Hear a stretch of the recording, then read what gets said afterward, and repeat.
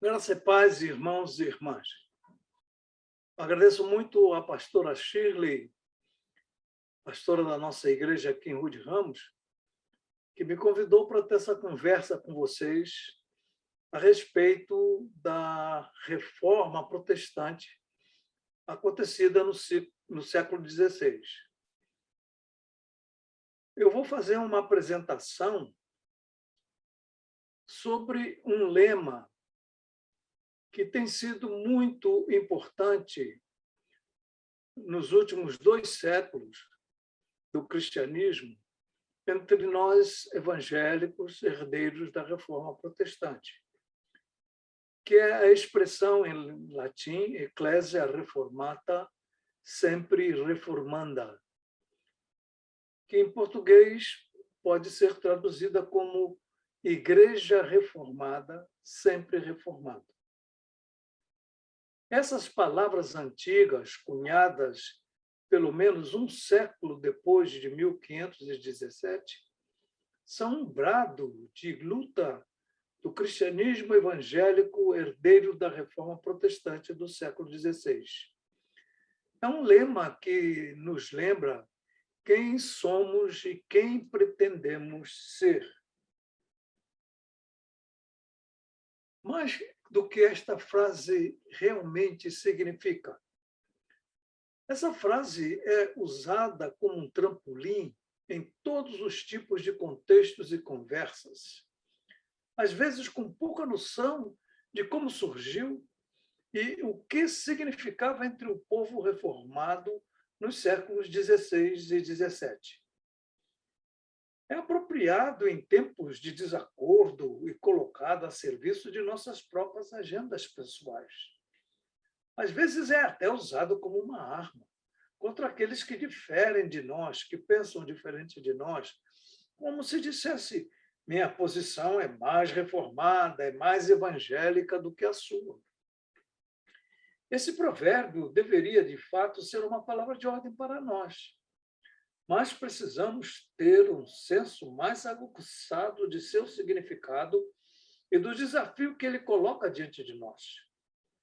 Usado sem atenção ao seu contexto histórico e importância, ele perde muito de seu poder de nos desafiar. Mas o que pretenderam com o movimento da Reforma Protestante líderes como Lutero, Zwinglio e Calvino? Nosso lema reformado, Igreja Reformada, sempre reformando, corretamente entendido, desafia os impulsos fundamentalistas, conservadores e liberais que caracterizam a nossa igreja tão dividida nos dias de hoje. E quando eu digo nossas igrejas, eu não estou me referindo só à igreja metodista, eu estou me referindo às igrejas evangélicas em geral. Este lema não abençoa nem a preservação pela preservação e nem a mudança pela mudança. No contexto do século XVI, o impulso reformador que o lema refletia não era nem liberal, muito menos conservador e muito menos ainda fundamentalista, que foi um movimento que só surgiu no início do século XX. Mas era um impulso radical de se retornar à raiz do Evangelho. Os reformadores acreditavam que, como a igreja havia se tornado corrupta e mundana, especialmente no século XIII, XIV, XV, então a mudança para eles se tornou imperativamente necessária. Mas foi uma mudança no interesse de preservação e restauração de uma fé e vida mais autênticas. Uma igreja reformada, sempre a ser reformada, de acordo com a palavra de Deus. O pressuposto cultural da época dos reformadores era de que o que é mais velho é melhor, especialmente as tradições que não tinham qualquer amparo nas escrituras sagradas. Isso é estranho aos nossos ouvidos contemporâneos, propensos a tudo que é novidadeiro. Tanto a cultura secular como a religiosa de nossos dias não compartilham dessa posição. Antes de mais nada, aplaude com entusiasmo o que é novo, o que é inovador. Despreza-se até sem qualquer critério tudo que tem a ver com a melhor tradição da igreja, considerando isso tudo como velharia. Mas tanto a tradição pela tradição, o chamado tradicionalismo, como o novo pelo novo, o inovacionismo, frequentemente acabam se distanciando das escrituras sagradas. Uma das graves acusações que as autoridades da Igreja Católica do século XVI lançaram contra os reformadores protestantes foi que eles estavam inovando. João Calvino, o reformador de Genebra, respondeu a esta e outras acusações em seu tratado A Necessidade de Reforma da Igreja. Como ele disse, somos acusados de inovação precipitada e ímpia por ter ousado propor qualquer mudança no estado anterior da Igreja.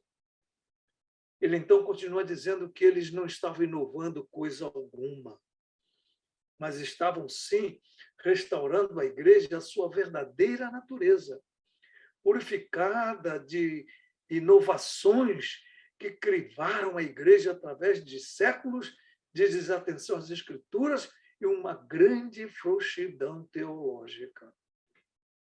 O apelo era para uma fonte mais antiga, a Escritura Sagrada, a sola Escritura, que quer dizer somente a Escritura, que é uma das 5 solas da Reforma. Só para relembrar: sola gratia, somente a graça; solus Christus, somente Cristo; sola fide, somente a fé; sola Escritura, somente a Escritura; soli Deo glória, só a glória de Deus. Ao se submeterem às Escrituras, as igrejas do movimento da Reforma estavam se purificando das inovações indesejadas do catolicismo da Idade Média, que corromperam a mensagem do Evangelho, buscando retomar uma forma mais antiga e, portanto, mais pura da vida da igreja. O lema Igreja Reformada, sempre reformando, não significa algumas coisas. Em primeiro lugar, o lema vai na contramão da ideia tão em voga nos nossos dias de hoje, nos círculos evangélicos brasileiros, inclusive na nossa própria igreja brasileira, que diz o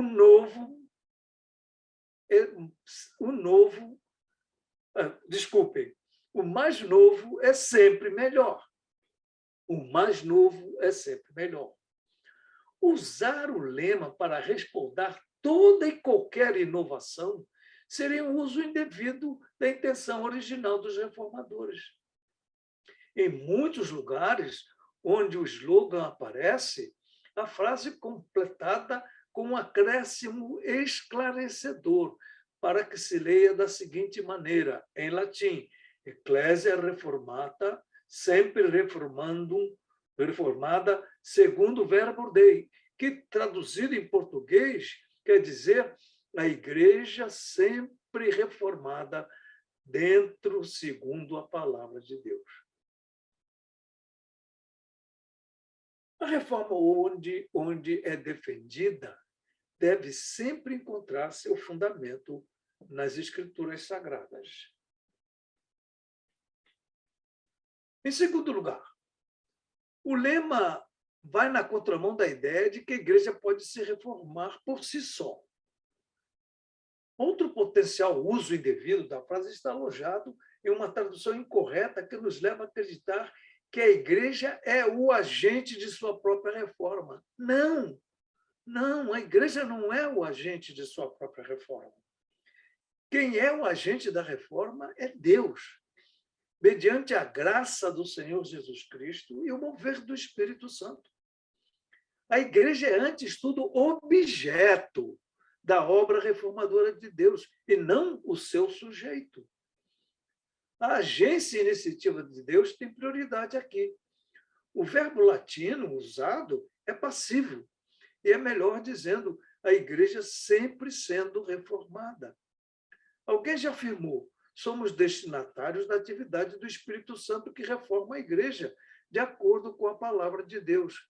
A igreja é de Deus, uma criatura da palavra de Deus e movida pelo Espírito de Deus.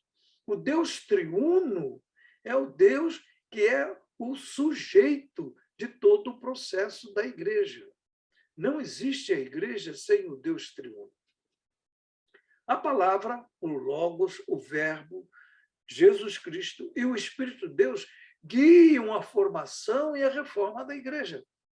Portanto, esta última frase é crucial para esclarecer a direção e o diretor que dirigem a reforma da igreja. A igreja, portanto, é reformada por Deus, segundo as Escrituras Sagradas, a palavra de Deus. Então, por que a igreja precisa de reforma?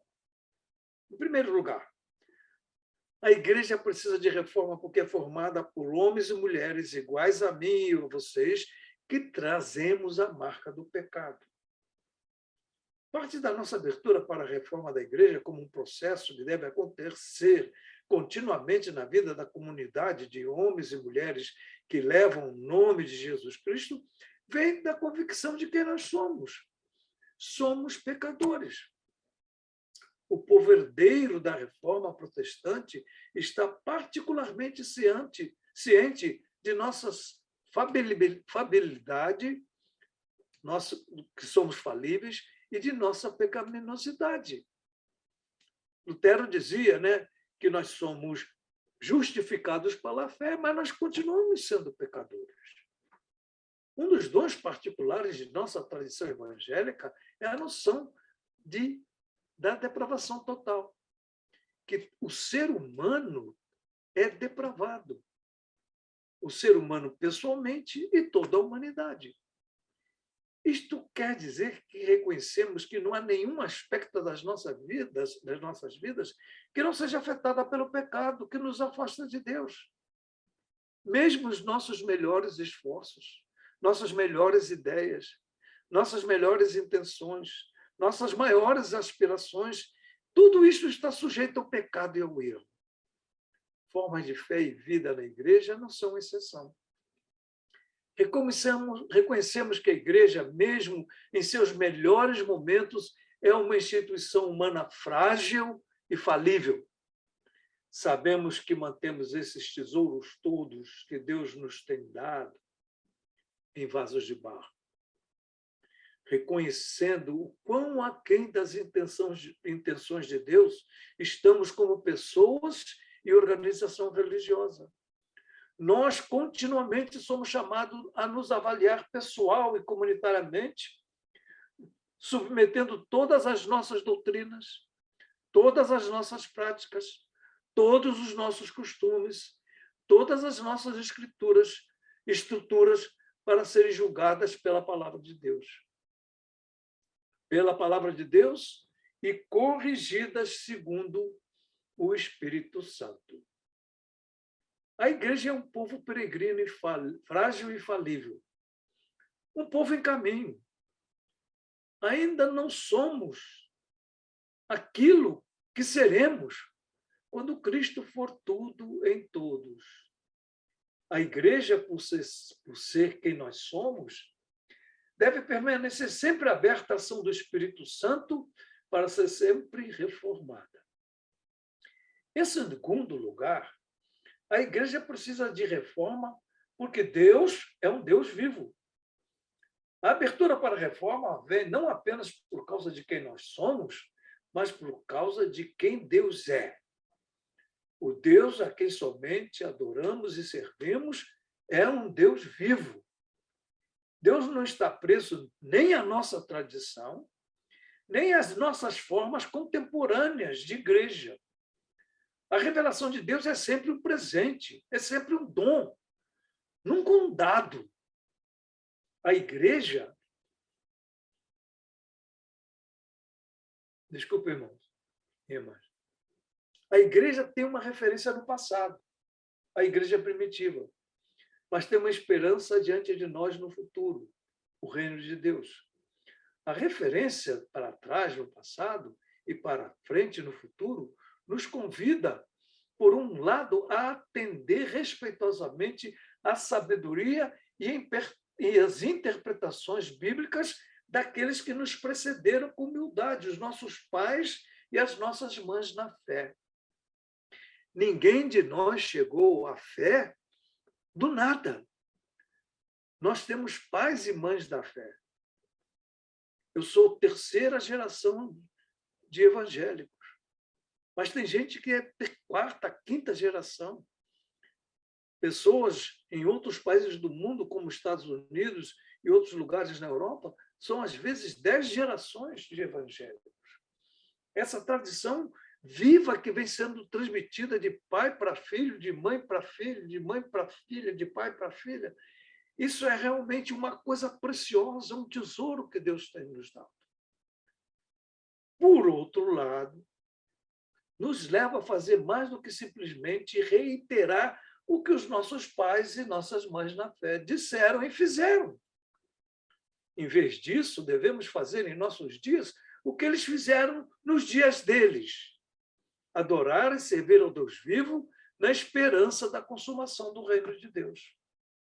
Portanto, ao mesmo tempo em que honramos as formas de fé e vida que nos foram legadas por nossos pais e nossas mães na fé, nós honramos melhor a eles em um espírito de abertura à palavra de Deus, ao Espírito Santo, que formou e continua a reformar a igreja.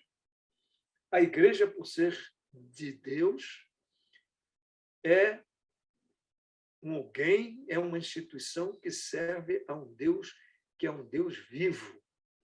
E por isso ela deve estar sempre aberta para aquilo que Deus está fazendo nela, para reformá-la, para levá-la de volta ao Evangelho. Igreja reformada, sempre reformada. Esse lema nos chama para algo mais radical do que nós podemos imaginar. Traz uma crítica profética à nossa acomodação cultural, seja ao passado ou seja ao presente. Ela nos convida, como pessoas que adoram e servem a um Deus vivo, a sermos abertos para sermos reformados segundo a palavra de Deus e o chamado do seu Santo Espírito. Assim, poderemos viver para a glória e honra do Deus triuno, Pai, Filho e Espírito Santo. Que para tanto Deus nos ajude. Muito obrigado, irmãos. Muito obrigado, irmãs. Muito obrigado, pastora Shirley.